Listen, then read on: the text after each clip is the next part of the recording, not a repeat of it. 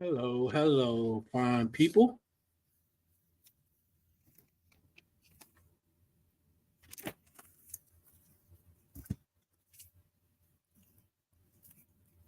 How's everybody doing?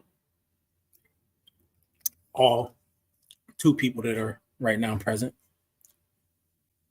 One or two people.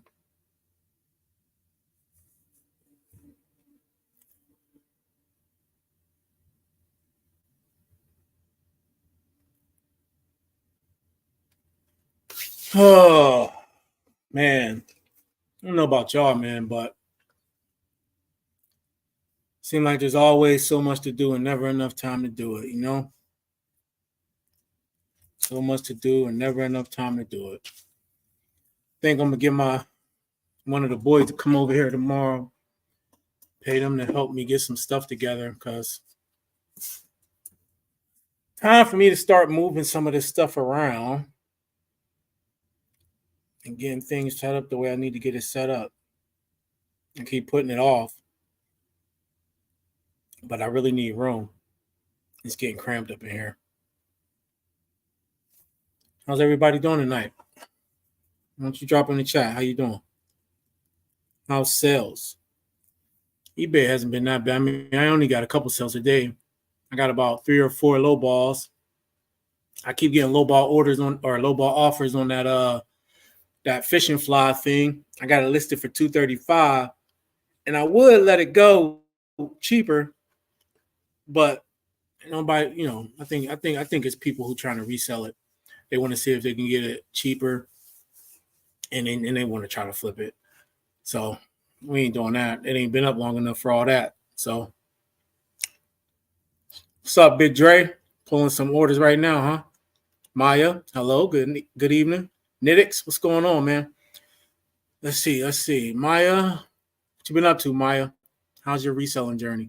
I seen you if I'm not mistaken, you had put in somebody else's live or something talking about um working and stuff like that.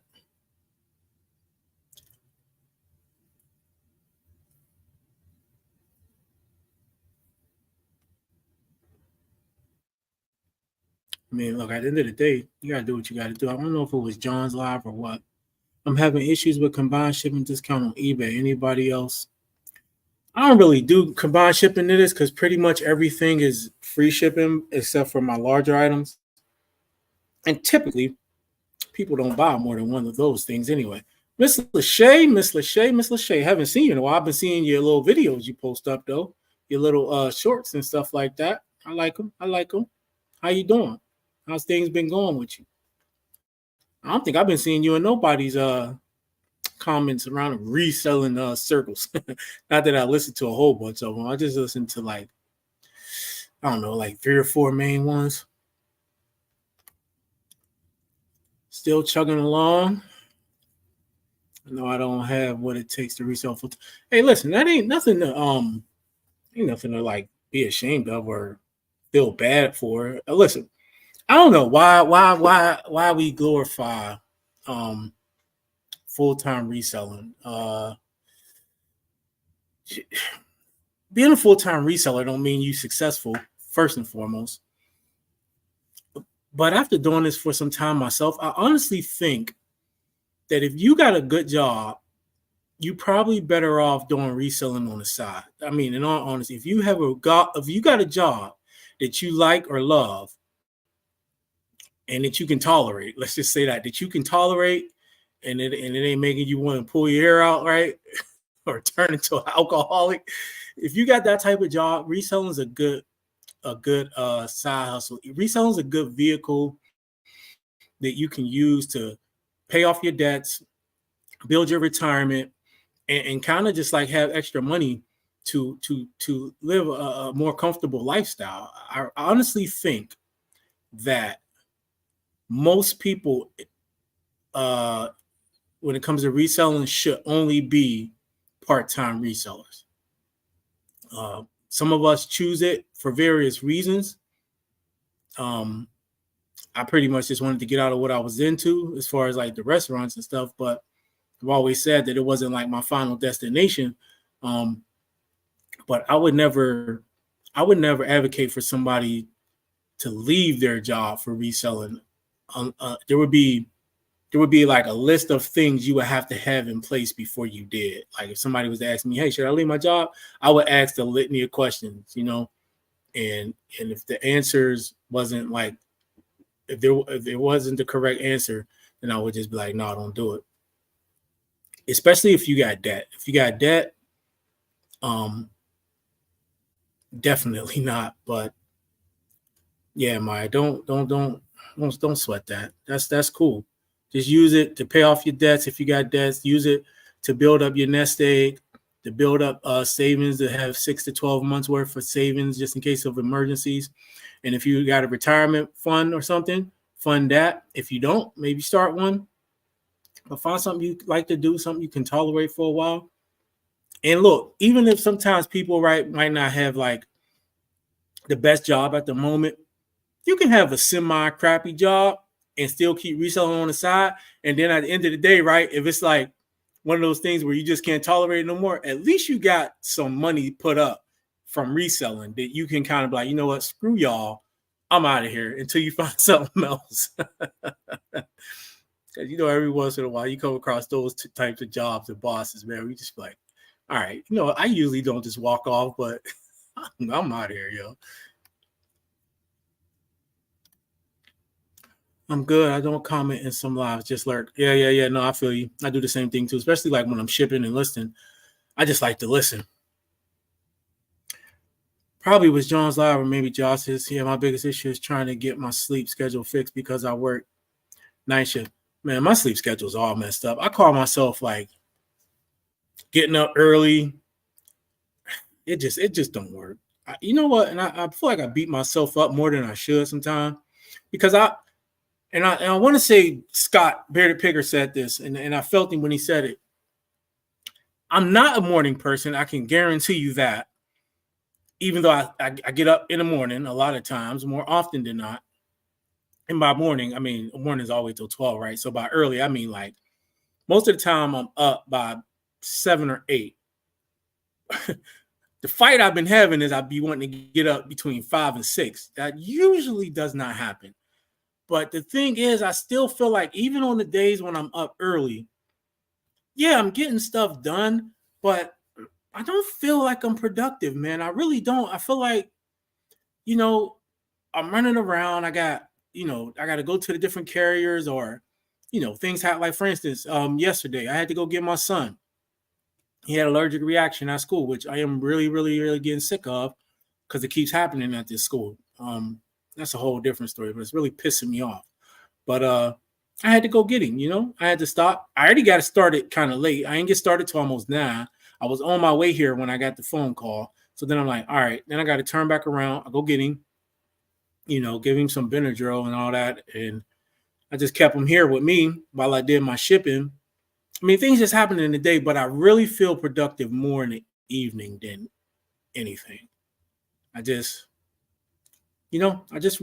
people be like, what's up, Scott? What's happening, brother? I ain't gonna start with you tonight, Scott. As long as you don't start nothing with me, I ain't gonna start nothing with you. But yeah, a lot of people who say like I want to be done by 4, done by 5. I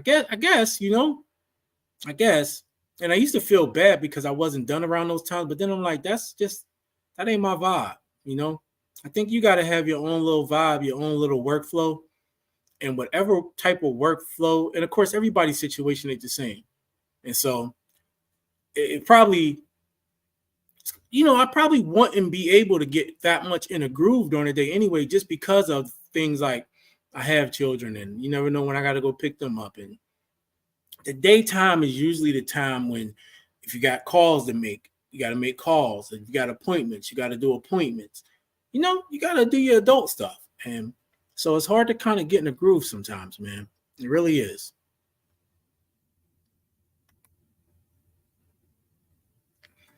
Got to make a nice amount of money reselling to replace a full-time job with benefits. Yeah, you really do. Let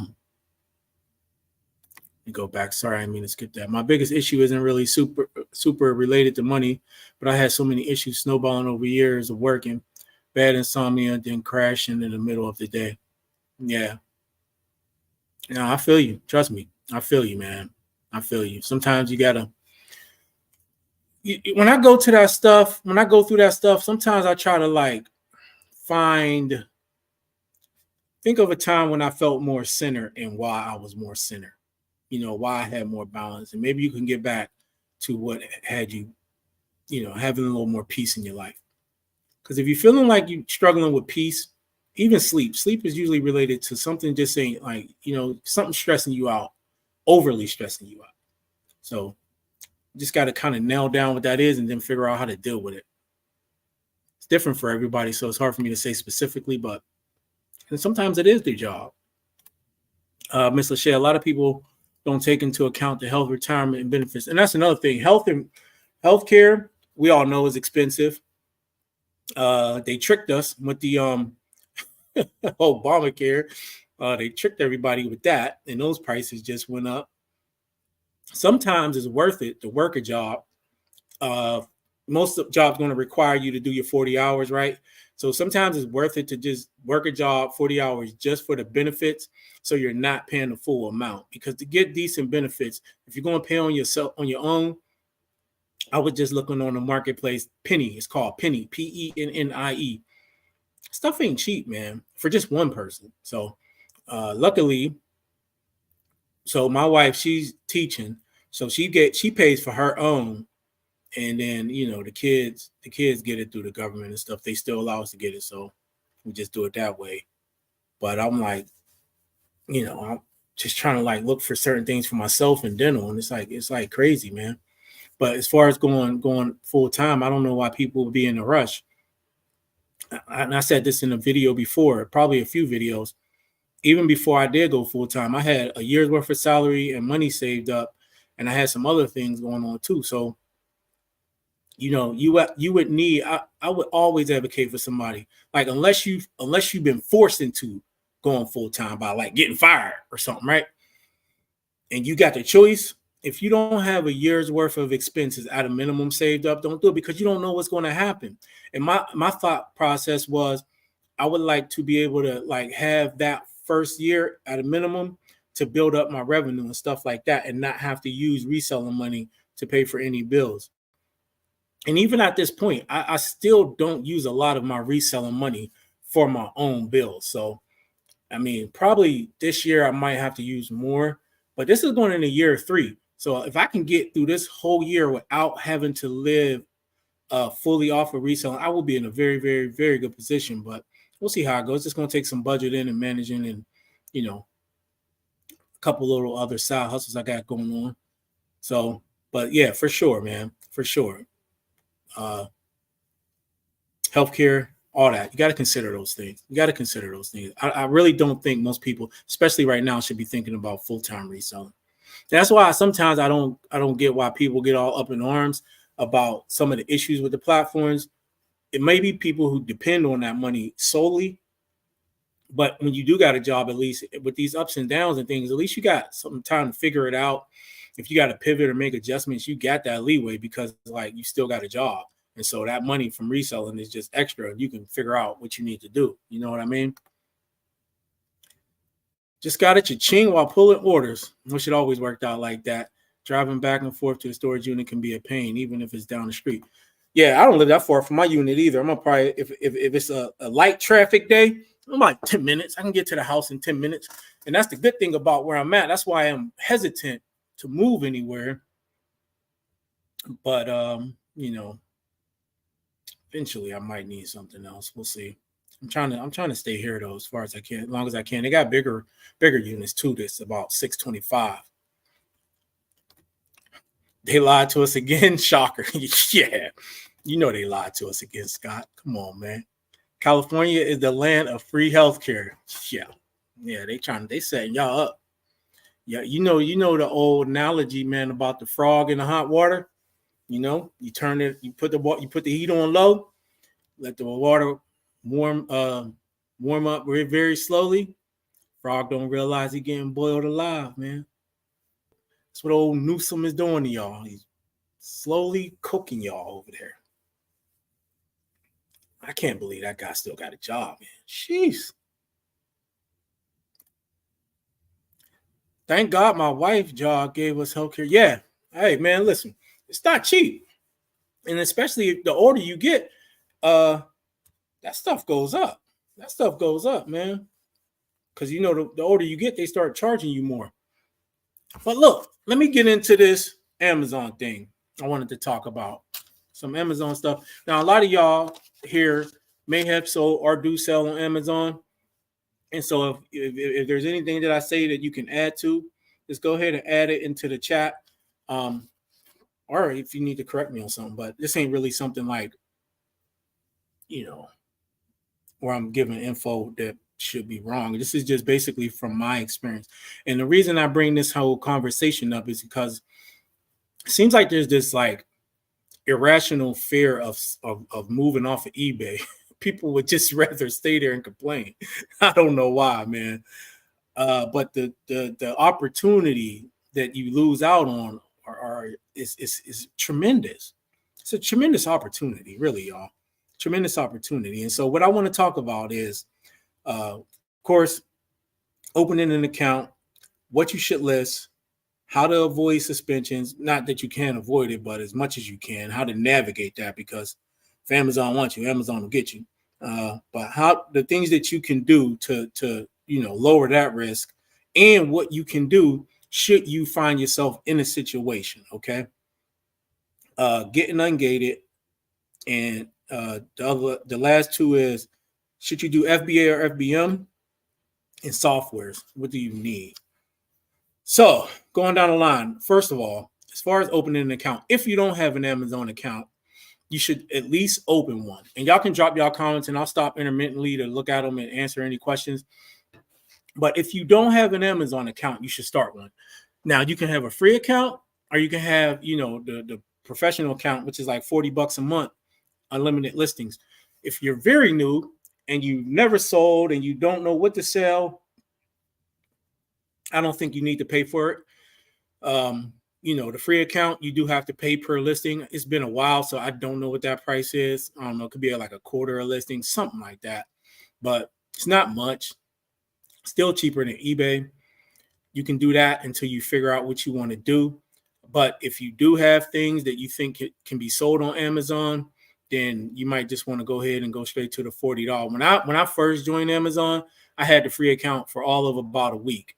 And I already knew I was going to be selling stuff. And so I just upgraded immediately on that. It's only $40. So if you think you're going to be selling a few $100s a week, a month, something, it could be worth it. So, that's pretty much it as far as now. Amazon's process, though, for starting an account has changed from the time I've been on Amazon, probably 4 or 5 years, somewhere around about.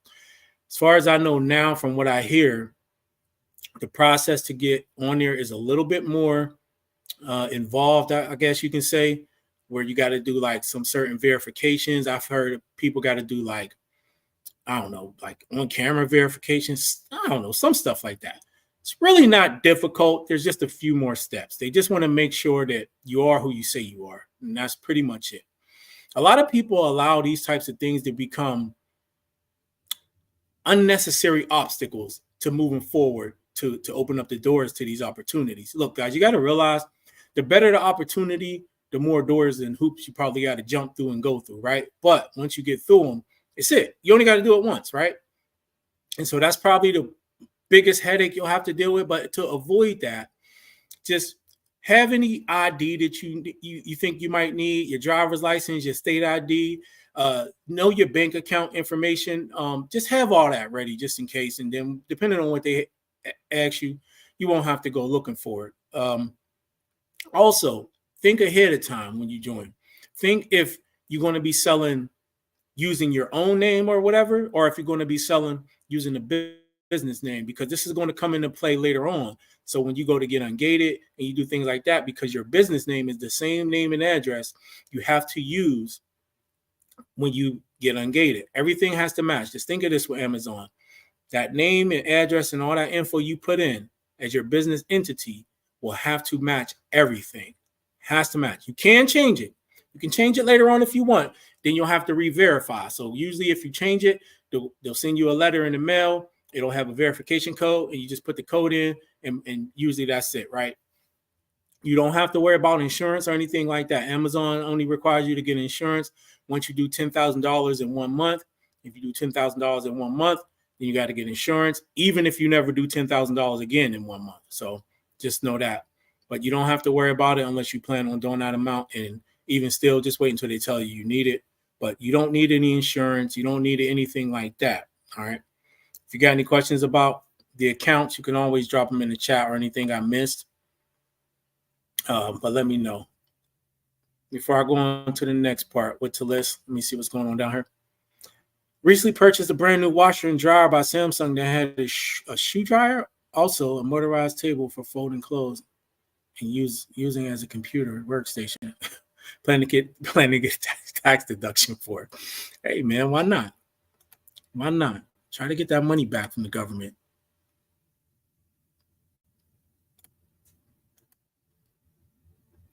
I don't know, Ed, but I agree with you. There's so much complaining. I'm not talking about the people who are actually trying to figure stuff out. I mean the ones who get mad when you make suggestions. Some people, some people are just negative, man. They don't want the answer. That's what I realized about some people. They don't want an answer. They don't want a solution. They just want to be able to cry about something. And I want to say the other word, the B word, but I'm going to try to keep it as PG as possible on here. But they just want to, itch about it, right? That's just some people's nature. I can't stand those people. It's like having styrofoam and you making that noise or scratching on a chalkboard. That's what those people are like to me, man. Can't stand it, man. I avoid those people like the plague. What's up, Thrifty Loon? How you doing? Thanks for coming in. I appreciate it. Really do. All right, so next thing, what to list on Amazon. Now, if you get started on Amazon, a lot of people always say books, books, books, books, books, and more books. You can start off with books if you want. However, you don't have to. Books are not, yeah, when you get started on Amazon, you're going to be gated in a lot of areas. It's going to be a good amount of things you can't sell. But you're not going to be gated in everything, guys, okay? I never sold a book. Well, no, let me backtrack. I have sold books on Amazon, but that's not how I got started selling. When I started selling on Amazon, I actually started selling the same thing I was selling on eBay. Health and beauty stuff. And yeah, I was gated in a lot of brands, like the bigger brands and stuff like that. But there was a lot of items that I was still able to sell. And so I put those things up on there. You don't have to sell books to get started. If you don't like selling books, don't sell books. There's other things you can sell. The main thing is this: scan stuff. Now, having a new account, there may not be a lot of things you'll be auto-engaged in. However, if you go to some of these Amazon groups, so once you join Amazon or you got your account, or even if you're already on there, go to some of these Amazon groups, go into their search box and search terms like auto-ungate and things like that, anything related to being auto-ungated. A lot of times you'll be able to go to these threads and people have posted ASINs that, you can get auto-ungated in. Now, depending on how old, it might not work. However, what is it going to hurt you to just copy and paste an ASIN in and see if you can get auto-ungated? There are literally hundreds and hundreds of ASINs out there that probably will help you get auto-ungated. And that's one of the things that I did. A lot of them worked and a lot of them didn't work. But I was able to get auto-ungated, especially after about a month or two of selling. There was a lot of areas where I was able to get auto-ungated. So if you're worried about, complaints, I would say don't use that first unless if your item's in really good condition, maybe. But I mean, books are easy used. Electronics and other stuff may be a little bit more, people could be a little more picky, but I didn't do that either. I didn't do the used stuff. I don't think I ever sold anything used on Amazon up to this point anyway. So that's up to you how you want to go about that. Let me see where I'm at. Started with books. So glad I did. No, Scott, that's fine. Look, a lot of people start with books, but I feel like a lot of people that make videos about starting on Amazon, they put it out there like you really can only get started with books. When it's not the case. However, I'm not even going to say books are the cheapest option because that's not true either. Yeah, you can go to the thrift store maybe and find some books to use, but what I have found is that Amazon is more likely to auto-ungate you in categories that you have already been selling in. So if you want to get auto-ungated in, let's say, certain health and beauty products, right, like that in that category, you should already be selling in the health and beauty category. I'm not saying if you sell books, Amazon won't auto-ungate you in the health and beauty item. What I have found, though, is that it's easier to get auto-ungated if you sell it in that same category. And it's probably because they already like see you selling them. Like I said, some of the bigger brands that I was ungated in, it was auto-ungate. And I thought I would have had to submit invoices and not have, made plans to do that. But once I, hit certain numbers and selling it, they just opened it up. So I'm like, all right, cool.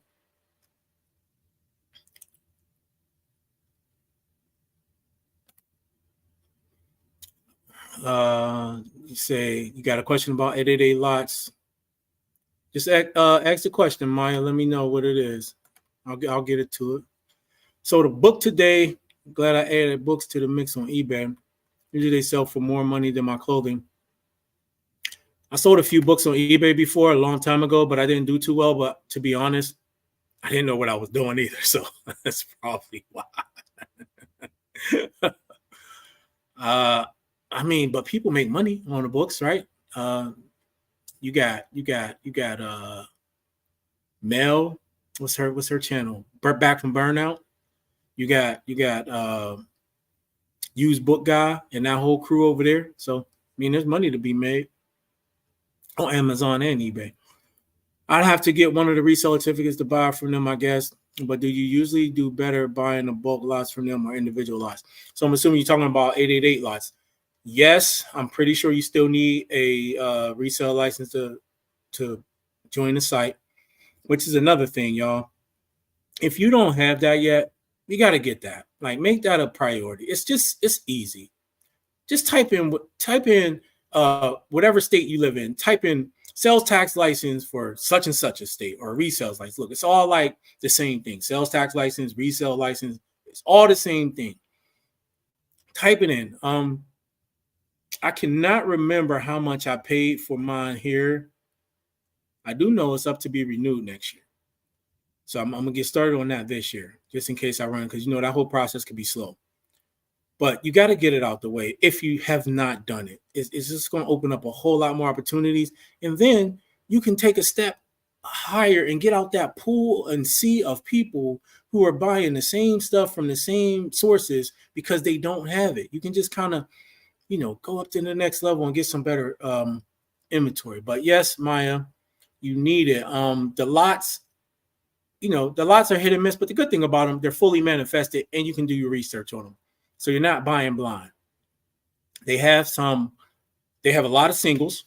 The singles you got to go through as well. They changed up their whole format, and a lot of their items now and their lots are fulfilled. They use that whole Amazon fulfillment network. So everything goes through there, which is why I'm assuming they kind of raise some of their prices and stuff. But their lots go through like these cycles. So certain times of the year, they have more of certain types of lots. Usually I'll wait until they drop them down into their recently reduced lots because honestly, when they're not reduced, the prices is way higher than I'm going to pay them. But it looks like this time of year, it's usually a lot of clothing, a lot of shoes, home goods, and things like that. Now going into the next few months, they'll start bringing back their electronics, their health and beauty, and stuff like that. And those are usually the ones that I get. But I mean, there's a lot of opportunity on there. You just got to kind of go through there and, be ready to buy when the stuff is posted. They also got like items that drop down to a penny, 5 cents, 8 cents. Most of the time is nothing you'll buy, but sometimes you can get a really, really good deal for really, really low price. But it's I like checking it out. I usually check it out once or twice a day just to see if there's anything I might want to snatch up. Because trust me when I tell you, when a good deal drops on there, people they're gonna jump on it. Oh, and they got now this is different. So they on WhatsApp, right? And on WhatsApp, this is where they drop even more stuff. I can just show you, and I'm actually just listening to this on phone, but let me see. But as you can see, and all this stuff is on their site, but here is where they actually show you the deals, and you can even contact them, and sometimes they'll even give you a better price. But there's some really good deals on here I've been seeing, and I've been thinking about getting. Really good price, really good sell through. You used to be able to get ungated with their invoices, but I have not heard anybody say lately that they gotten ungated with anything from 888 lots. You used to be able to. eBay would have to collapse for me to sell on Amazon, but never say never. Hey man, eBay might be going on down on that path, bro. You better be careful. All right, so look, we talked about opening an account and what to list. So now we're gonna get to the main. Or maybe I should go. Let's go ungated first. I had ungated after this, but we'll go to ungated since we was just talking about listing and getting ungated. So we already talked about auto ungates. You can get auto ungated. You can go to a lot of these Amazon groups. You can search in the search bar terms like auto ungate and things like that, and you can find ASINs that people have posted, and you can just run them through your Amazon account and see which ones you can get auto ungated in. Now, besides that, if you can't get auto ungated and if Amazon don't automatically open, then of course you have to, submit invoices or whatever. So there's a couple ways you can do it. One, you can actually buy from, a approved manufacturer or supplier or wholesaler. Or two, you can use, I don't want to say receipts, but you can use invoices from, if you buy, like for instance, Lego. I got ungated in Lego by buying off the Lego website. I heard people get ungated in certain brands or categories by buying things from Amazon. And there's a process about that you don't, there's things you don't want to, I really ain't gonna go much into that, but for the sake of this conversation, I'll just leave that out of it. So forget the Amazon thing for now. You can either buy, like for instance, I'm about to purchase something from the Revlon site to see if I can get ungated in Revlon, because I waited to see if they'll auto ungate me in that. They haven't, so I'm gonna have to submit it. I've heard people say that worked. I'm gonna see if it worked or not. I'll let y'all know. But I do know it worked for Lego. I do know it worked for Nerf. I did the same thing for Nerf. But I do know there's a few sites that I still know of that you can use to get ungated in, like health and beauty, OTC, which is over the counter, and a few other things. Just to throw it out there, there's a site called Price Masters, pricemasters.com. They got a lot of stuff. That was the very first site that I ever used. I want to say I used that to open up OTC and some other stuff, probably some branded stuff. Then there's another one called Weiners, Weiners. You can, and in both of those sites, especially Weiners, I do not know how to say the word, but Weiners, it's a lot of like not sample size stuff, but like just smaller size stuff. But it don't matter. You just need it. So you can get ungated using that. Me, the way I always looked at getting ungated, I know there's some people that they got to be able to profit from it. And then there's some toy ones. I cannot remember the toy one I used to get ungated in like Star Wars. I got ungated in Star Wars and a couple other things. I can look at my email and see if I can find it. Let me check real quick. And if I find it, I'll give y'all the name of it. All right, no, is that it? Well, there is. I don't think this one is it.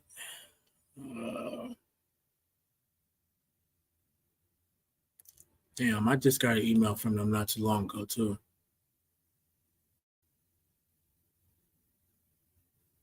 I cannot remember the name. I do got an Empire distribution in here, but I don't think that's the one I used. Let me look at their website. I can tell if I.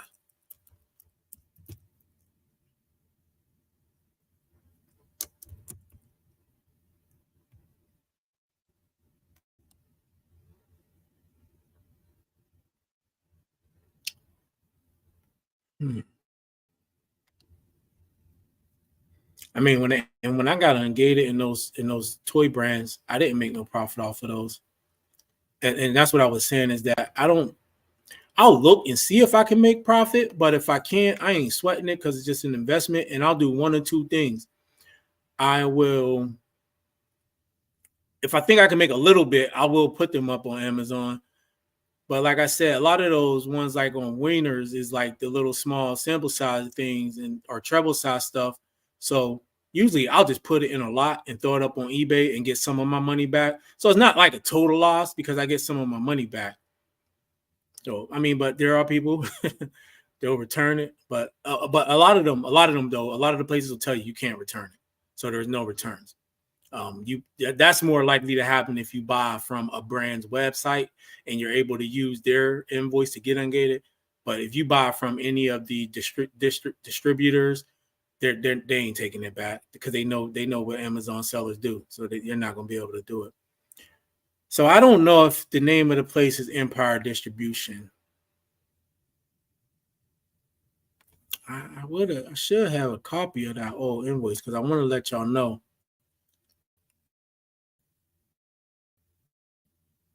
Because there's a lot of, and it's hard. It was hard to find toy items to get ungated in and make a profit on. That was hard. Let me see.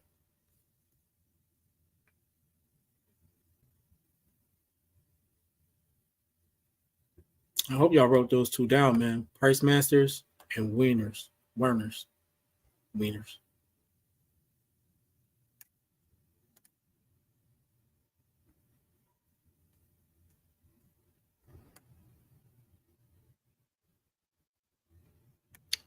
Yeah, I can't find that. I can't find a toy one, and I don't think it was Empire Distribution.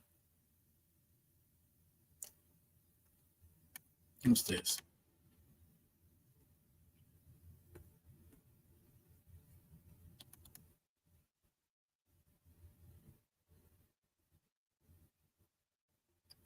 Yeah, if I do come across it, I'll let y'all know. But all right, so you got to buy 10 units. A lot of y'all know this. You got to buy 10 units. Again, this is super important. Super important. The information that you use to order the items has to match the information in your Amazon account. Whatever the business entity information is, it has to be exact down to the letter. Anything else is not going to work. I'm telling you, they're going to keep kicking it back. So make sure it's right from the get-go. When you sign up for that account, whatever you order, wherever you order from, make sure it's exact. All right. It has to be 10 units. Sometimes you got to take a picture and hold it. So what you want to do is you want to actually show, like I used to just put my hand and show me holding the item, show that I'm like handling it. And then for some things like category stuff, you usually don't have to show that you got the item. But I found it like if it was like a specific brand, it would be more like that. But some things you just submit the invoice, everything. Sometimes if they come back and they deny you, try again. Sometimes they'll tell you why it was denied, but then sometimes they won't. And so you just got to kind of figure it out, right? So for instance, when mine came back the one time, I just pointed out, I annotated like the address and everything like that. I annotated the ASIN and the units, all of that, right? You can show them the price or whatever. I mean, it doesn't really matter. They tell you can black it out, but it don't matter. But usually you just got to kind of think of the KISS principle. Keep it simple, stupid. Don't overcomplicate it for these people, right? Or usually, I don't know if it's a bot, a person, or whatever. You want to make sure that when they look at it, they don't have to do no thinking, no thinking about it. And again, sometimes you might have to submit it a few times. If they don't give you a reason, just submit, keep submitting until it go through. But if it's an approved place, or if it's the brand itself, a lot of times it'll go through. Let me think. Is there anything else about being ungated? If you just because you ungated in a certain brand, all right. So there's category ungating and there's brand ungating, right? So category, of course, would be health and beauty. Brand would be Honest, right? Or Burt's Bees. So it's two different things. You can kill two birds with one stone, of course, by buying an Honest product because it would be health and beauty and honest. So that's what you kind of want to think about when you go to get ungated, is how you can kill a couple birds with one stone and get a brand. So for instance, you don't want to just get something that, because for whatever reason, sometimes you can sell, like, let's say, a health and beauty product, even though you're not ungated in health and beauty, because the way people create the listings is just weird. So don't think that because you can sell a certain product, you ungated in that category. Because I've seen people create listings and you look at how they create it and you're like, that's not right, So you just kind of kill two birds with one stone. You're trying to get ungated in OTC and, let's say, Advil, then you buy some Advil and then you get ungated in both at the same time. There's no need to make two separate purchases. Same thing for like toys and toy categories and Star Wars and things like that. So again, like I was going to say, just because you're ungated in a brand does not mean you can't get in trouble for selling that brand. Amazon will let you be ungated, and technically you're allowed to get on a listing. That does not mean that the brand will not give you an IP, but we'll get more into that in a minute. But just know that just because you are ungated in a brand does not mean you're allowed to sell that brand. All right, so suspensions, the thing that everybody is always so worried about, getting suspended or getting kicked off of Amazon. Amazon's pretty straightforward. And while there are many horror stories out there and there's things that can happen, if you ain't doing crazy stuff, you usually don't have to worry about it. So I've had my run-ins with Amazon. I've had people say that things were expired, which it wasn't, but it doesn't matter.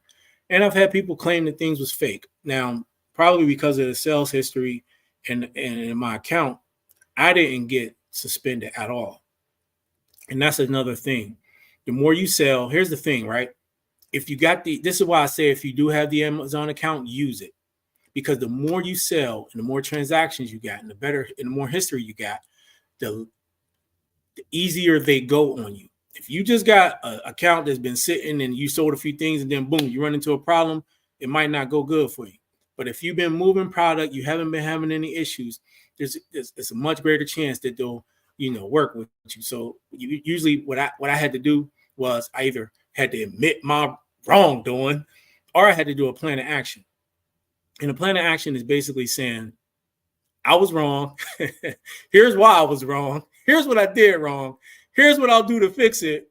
And and you submit it.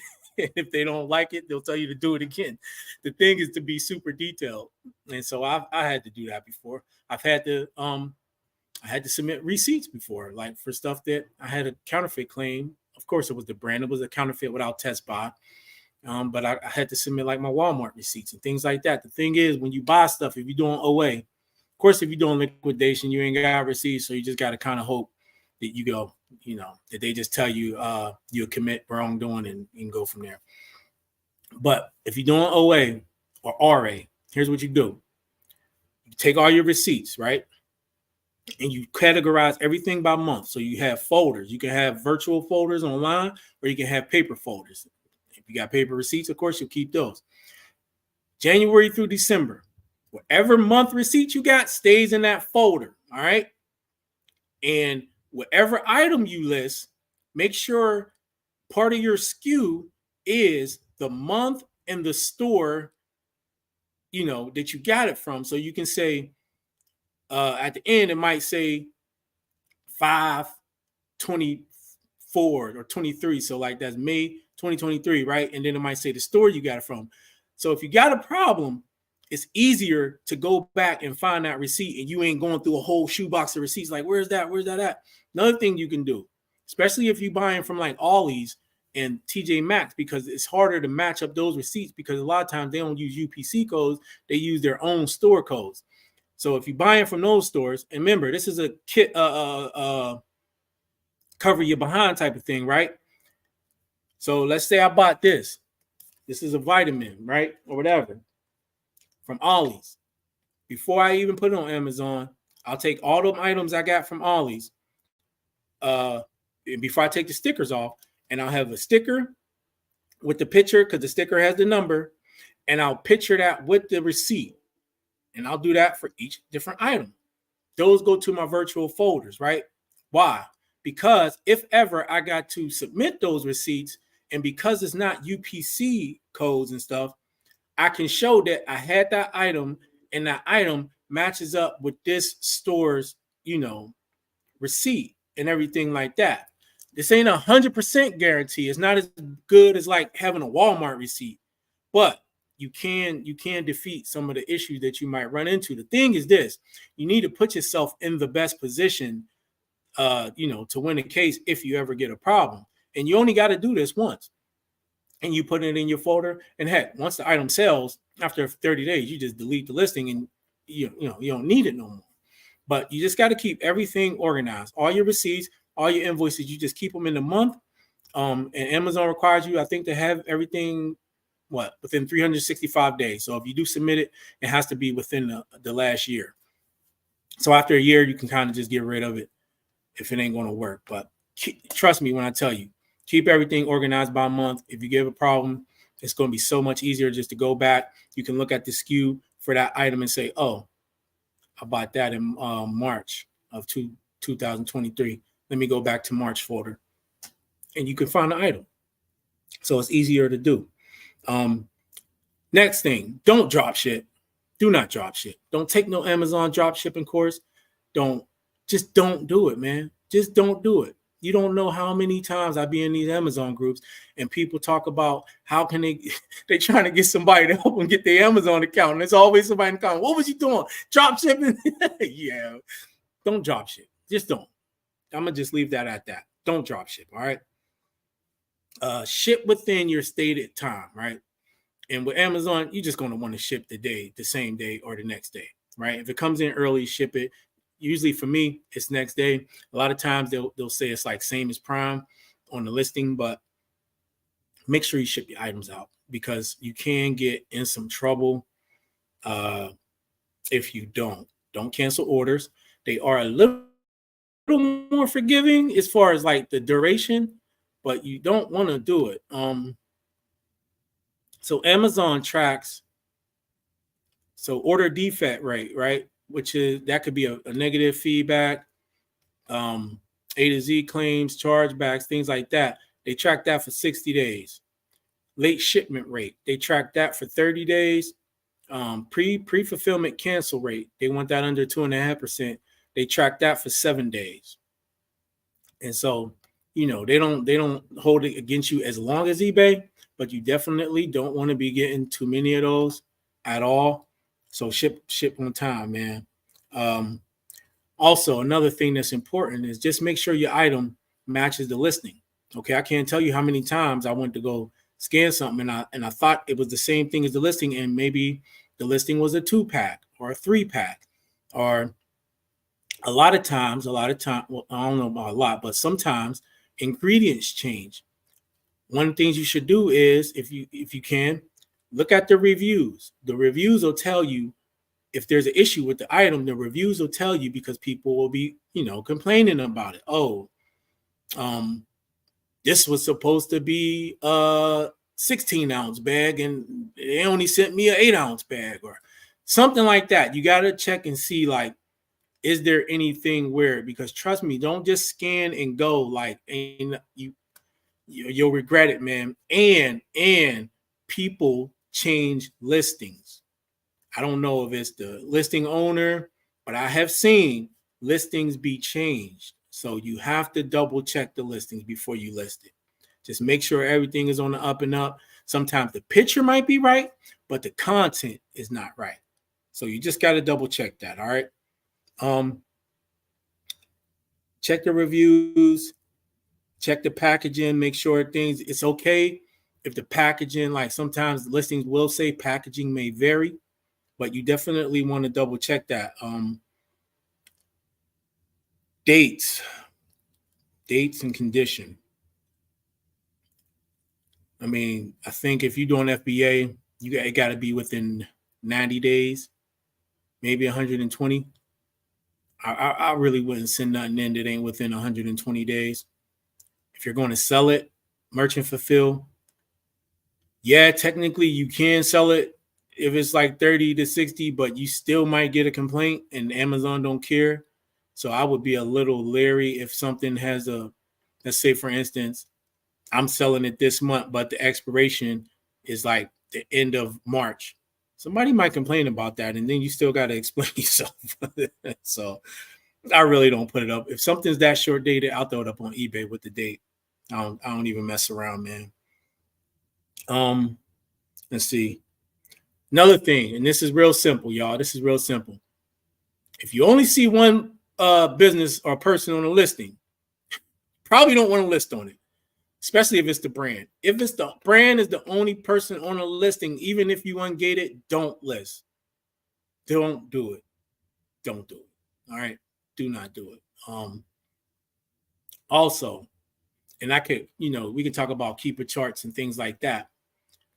But if you do got keeper, and we'll get into the tools and things like that in a minute, but just use your common sense, If you see 30, 40 sellers, it's probably safe to get on.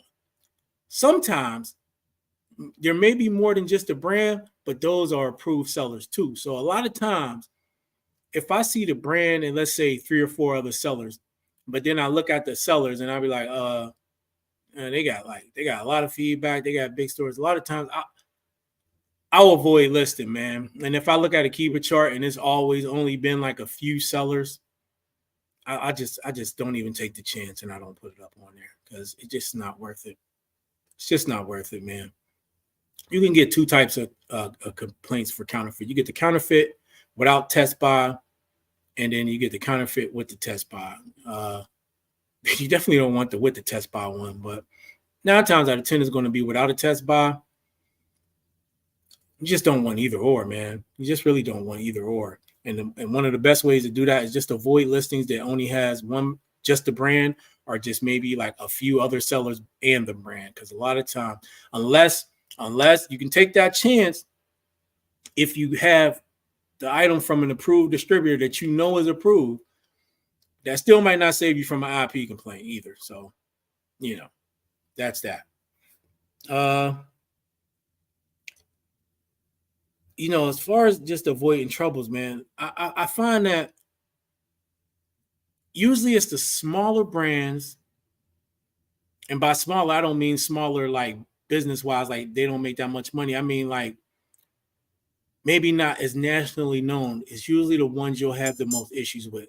Surprisingly enough, you don't have issues with a lot of times brands like Nike and Reebok in the makeup area, like CoverGirl and Revlon. Like you typically won't.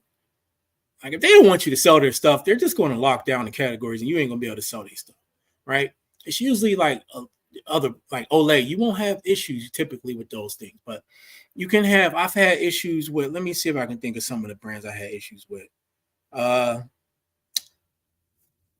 actually got them on my phone because I keep a notepad. Okay. So I've had issues with Soap and Glory. They've contacted me before. I've had issues with Sunbum. Sunbum has actually chased me down on multiple platforms. I've had issue with Heritage Products. I've had issues with Black Opal, but Black Opal only messed with me on eBay. I've had issues with Australian Gold. Australian Gold was on eBay or Amazon too. Um, and then another company named Urban Skin RX. And they tried to say it was a counterfeit without test buy, and I submitted my Walmart receipt, and Amazon took it off. But the issues I had with Heritage, that was on Amazon and eBay. Sunbum was on Amazon and eBay, but what they did was they sent me a letter.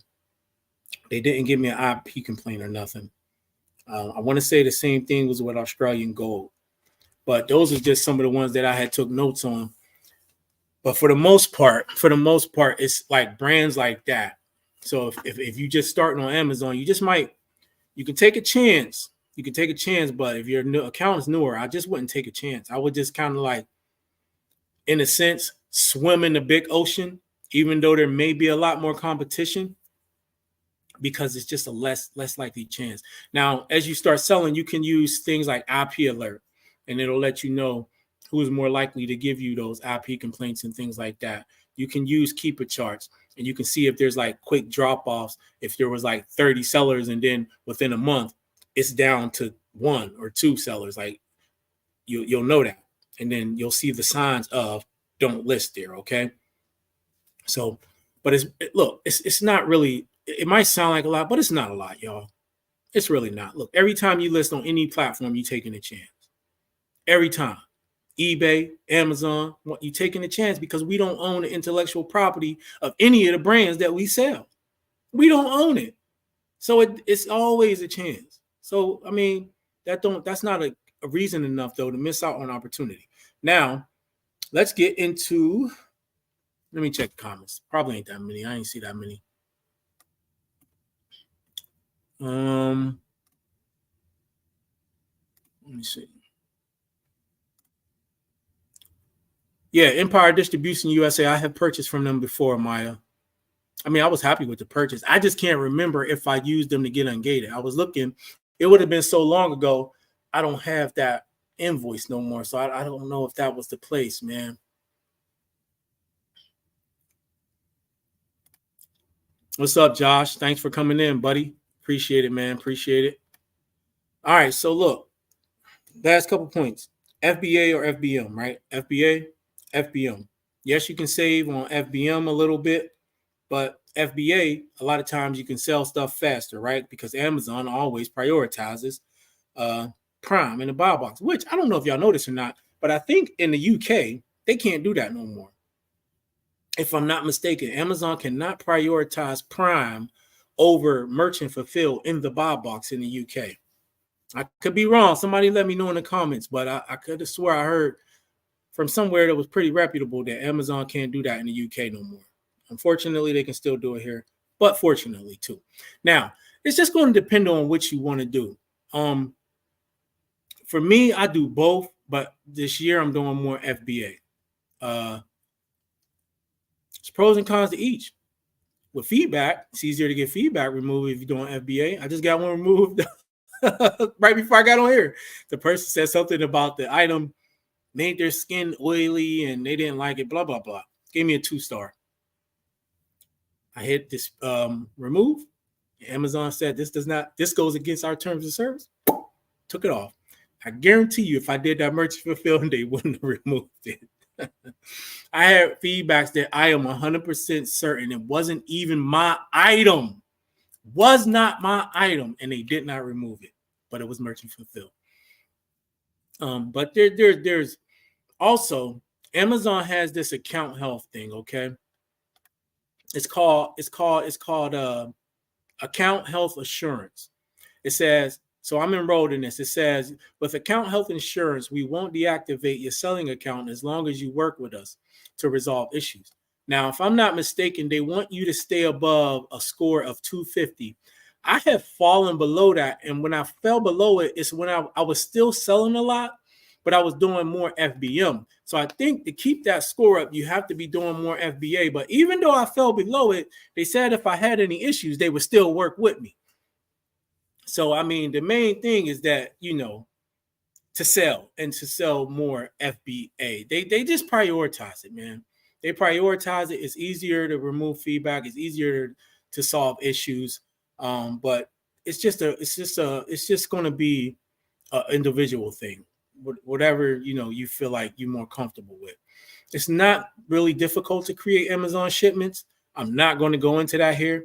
I use Inventory Lab, which is super easy, but that's a whole nother video of things. But as far as either or, if you got a lot of units of something and you just want to like a one and done, send it in.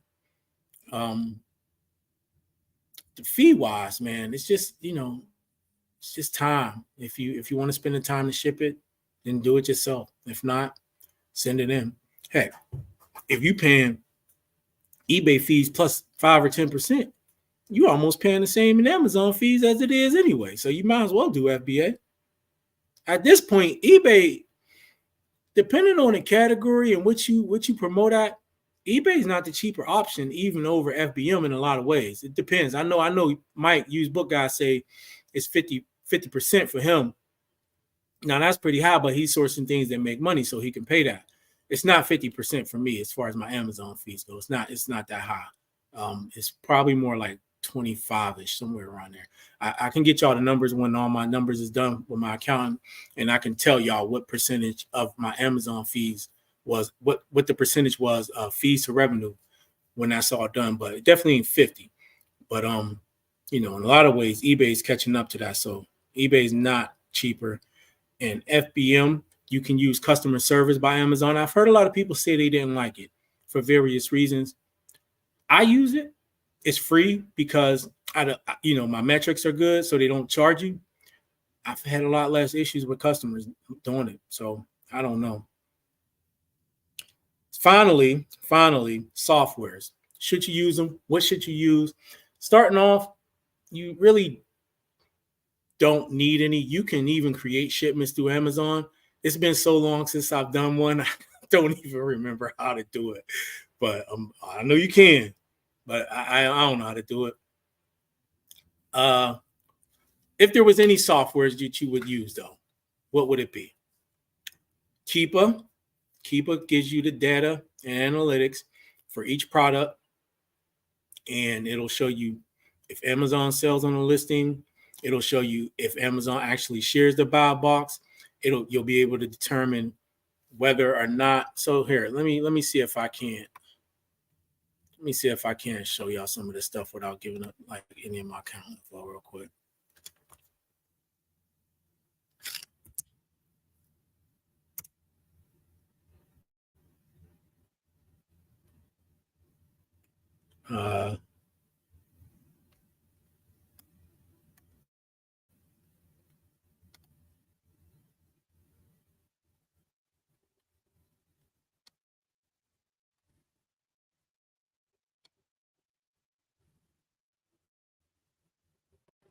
And I'm sure a lot of y'all already know this stuff anyway. All right. Let us share this screen.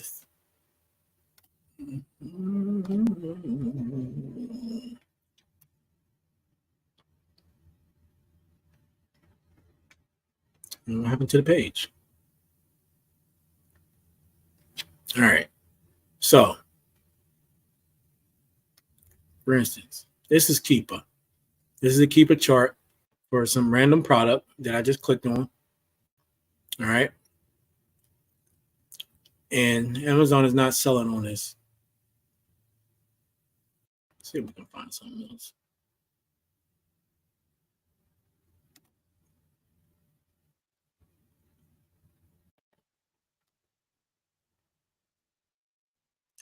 Maybe they are selling. I bet you they probably selling on here.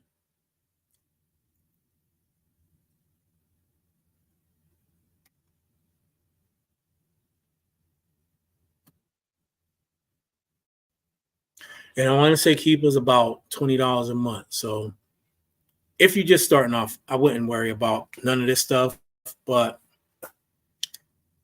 I mean, it's super helpful. So we're not going to go look for any more, but you can see here. Let's go 1 month. All right, 3 months. You see here that Amazon was on here for a short time, right here where this little yellow is at, or not yellow, like orange is color, and it'll tell you like right there where it says Amazon price. But every one of these little ups and downs is like when there's a sale. As far as like being able to tell the sellers, right on this bottom chart, you'll see new offer count in the blue box, right? And as I go, you'll see it'll show you 4, 6, 7, 8. So that's how you can sometimes tell like if you should list on the listing, because if you see there was like 15, 20, 30, 40, 50 offers, and then all of a sudden there's a sharp decline and it go down, then the brand probably got people kicked off. But you can see you got the current rank.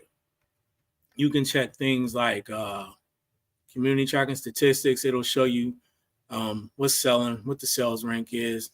One of the things you can do is like if Amazon was on this listing, you can go to data, buy box statistics, and it would show you how often or not Amazon shared the buy box. But this is not giving me any buy box statistics.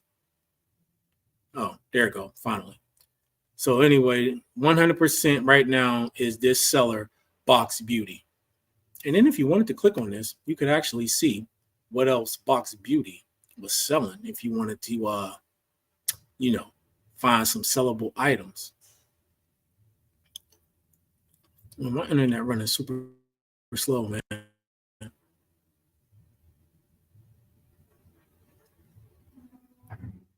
So look, if I wanted to check out and see, like say if I was researching this product, and I wanted to check this seller, I could check all this seller's items and see what they selling, and then try to see if I can source them, because it'll show you, the rest of their info for Box Beauty. Right here, I can click on their storefront if I wanted. I could go to, we'll look at their, they ain't showing me nothing much for them. This is how I found a lot of different Nike products to sell. But this is running super slow, so I am not going to go through all that. But anyway, let's get back onto it. So another product. Now, Keepa, you got to pay for. A good free product is this OS add-on, right? OS add-on is a free product. It's an extension. And what this does is it'll show you how many sellers is on the listings and how much stock that they have. Now, if a seller is high in their quantities, like if they have a limit on how much you can buy, it'll have a red asterisk. So it'll say like 58 and it'll have a red asterisk. That means they're not showing you how many they got. So for instance, you see Box Beauty got 58, and then these other two sellers got 2 and 2, and it'll show you their prices. And then if I wanted to, I can click on Box Beauty again and go. Now that's a free add-on. So that's something that you could definitely use. Another tool that you can use is called Jungle Scout. I'm not going to go to that because my internet's running slow, but Jungle Scout will help you find out what you can get the sales rank from your app, but you can also use Jungle Scout if you're already on your desktop, and it'll it'll let you know. So those are all free things. As far as paid, I would try to do, if you're going to do FBA, I would just try to do it through Seller Center first, unless you're going to send a lot. If you're going to send a lot of items in, Seller Center is not the way to go, man. You got to just pay the price, the $70 for Inventory Lab, or else you're going to have a big headache. But I wouldn't pay for it though, if I only had a few items to send in. But if you're going to send in more than a few, just go ahead and pay for it. So let's see. You can use OS add-on. You can use Keepa. Also, Keepa comes with Scoutify app. And what the Scoutify app is, you can use that. You can scan items in store. You can still see a lot of the info. Plus, you can create your batch right there in store. So any item you save will automatically start creating your batch in Inventory Lab, so that when you get back, you already got everything, kind of started, and you can skip some of the process. But starting off, your phone and, Jungle Scout OS add-on should give you some basic info to get started with. Me personally, I was the type when I got started, I just wanted the stuff I needed because I already knew what I was going to be doing. So I paid for Inventory Lab. I paid for Keepa and stuff like that because I already knew I was going to be selling more than just a little bit, and I just did it. So that's kind of about it. As far as Walmart goes, Walmart is not as technical as Amazon. If y'all want to learn more, you can always join our Tuesday lives on Mike's channel, Flipping Goodies. We talk nothing but Walmart until we go off on a tangent, which is usually the case. But it's not as technical yet. There's no app. There's no sales data to track. Usually, if it does good on Amazon, it probably does good on Walmart. The sales velocity in a lot of ways is better than Amazon, depending because of the scarcity of competition. But there's more of a barrier to entry to get on there because you actually need a sales tax license to get on there, which, if you're a serious seller, should be a good thing to you because it's less competition. eBay is the bottom of the barrel when it comes to barrier of entry. It's going to have the most competition. It's going to have just probably more. It's going to take more work to make a lot of money because of the fact that everybody and their mama can do it. Amazon is the next step up because there's a little more hoops to jump through. It's a little more tight, and you got to be a little bit more serious. But the money that you can make and the way you can scale your business, it's a lot more serious too. And then Walmart is next because it's a little tighter, takes a little bit more to get on.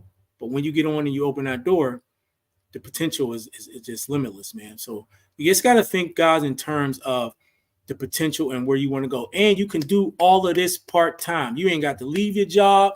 You ain't got to go do nothing else. You can do all this part-time, but you're getting away from all the bull crap, man. And by all the bull crap, I mean eBay. And just get more serious. And here's the thing. If you are doing it part-time, you probably want to maximize your time. And yeah, you can get all your processes right for eBay, but you probably want to start leveraging FBA and Walmart and all of that because it'll get you more for your money. I mean, imagine how much time it takes, let's say, to list 2,000 items on eBay. Think about that, right? And then for me, I'm creating a shipment now that'll be about 2,000 units. I'm sending it into Amazon. All my work is front loaded. I just put it on. I mean, I just, label it up, create the shipment in Inventory Lab, boom, ship it out. After that, I'm done. 2,000 units. I ain't creating no listings. I ain't managing no listings. I ain't doing no customer service for it. Nothing. With eBay, it's going to take me a minute to do 2,000 listings. And I can list pretty fast on eBay, but it's still going to take a while. Still going to take a while. And guess what? It ain't going to sell nowhere near as fast. Even if I, got to sell it for a little bit less, it doesn't even matter because it's going to sell out so quick that it's worth it. So that's all I got as far as that goes for Amazon and Walmart, guys. I didn't really talk a whole bunch about Walmart. Walmart's just a whole different thing. And again, you can join us over there on Tuesday on Mike's channel, Flipping Goodies, or if you got questions. But Walmart's just a little bit different. They got a lot of things they need to work out and hash out, but the potential there is also limitless, guys. I just encourage people to think beyond the constraints of eBay. I think that's like my main message, and I'm gonna just preach that. Think beyond eBay for your resale business, and I'm not talking about Poshmark and Mercari. I'm talking about the platforms that are going to help explode your business even more, man. And don't be afraid of like the stories you hear. Can things happen to get you knocked off? It could. But if you're doing what you got to do, you got sales history, a lot of times you'll be all right. And if it do, man. If it happened, it happened. Like, fight it, try to get it overturned. If not, then you move on with your life, right? But don't let the fear of something happening, of things you can't even control, stop you from this. Because look, I can't even tell you where my business would be if I wasn't selling on those two platforms and I was only selling on eBay. It wouldn't be the same. I can tell you that. It wouldn't be the same. And I'll probably be selling other stuff or doing something else. I just feel like it's just harder on eBay, man. That's why I'm changing my eBay store anyway. It's just harder. eBay's a hard life, but that's all I got. I don't think that anyone has any other questions. I see Scott in here talking stuff again. eBay is like this still. Oh, you just couldn't go a whole show without talking stuff, huh? Just couldn't go a whole show. You right.